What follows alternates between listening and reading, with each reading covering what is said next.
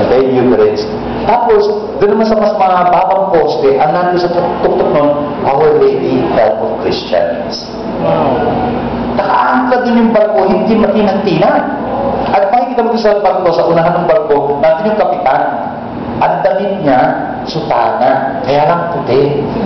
Tapos may mga kasama siyang mga iba nakaitim. Kasi for your information, sa Europa, the whole of Europe, yung mga pariho, walang pari nagsusuot ng puti doon. Ang suot ng pari doon, kulay black.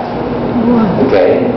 Ang santo papalang mo nakaputi. Kaya kita mo natin kung sino yung nandun.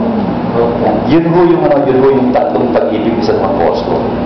The Eucharist, Mary, and the Pope. Okay?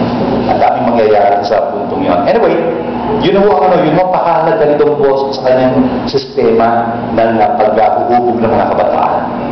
Huhubugin niya sila na magkaroon talaga ng malaking pagmamahal kay Jesus, kay Maria, at sa Santo Papa. Yun ho yung kanyang pahalagahan talaga doon. And ako ho, pagka iniisip-isip ko, ngayon, for example, this present time, alam niyo ba na sa buong isang katolikuhan, the whole Catholic Church, yung mga Salesians ko, mukhang kami pinakamaraming obispo.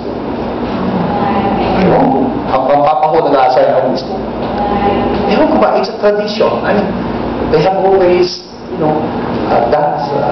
chosen many people from the Salesians to be bishops. Meron kami bishops dito sa Philippines.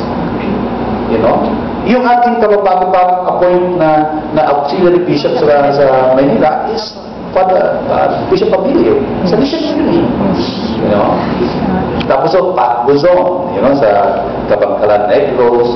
Tapos Bishop Cantillas, Precious Cantillas, Maasin Leyte. Tapos may obispo pa sa San Pablo. Pablo, ang pangalan? Leo Trona. Siya ako unang-unang Salesiano Pilipino. At unang-unang bishop na Pilipino.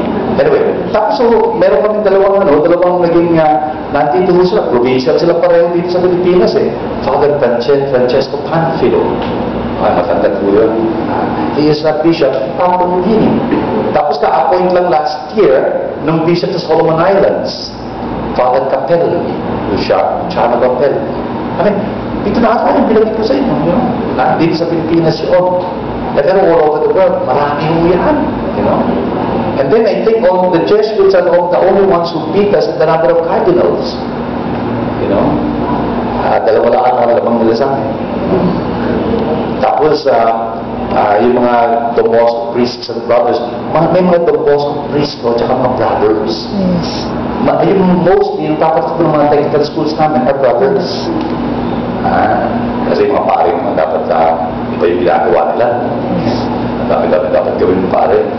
Kung kaya, yung mga brothers namin na nagpapatakot mga shops, technical aspect of our education. Ganun, marami ho kami. We have 17,000 all over the world. Tapos yung kamado namin are 15,000. Wow. We are present in something like 139 countries all over the world. Yung mga sisters namin 129, 130. Medyo marami rin ho. I think we are number 3 in the whole world. Or number 2 in numbers. After the Jesuits, we come next. Pero mga Jesuits, nung ano pa yan? Nung 16th century. Don Bosco is in the 19th century. Okay. Anyway, ang sinasabi ko dito, gusto ko lastly, I'd like to share with you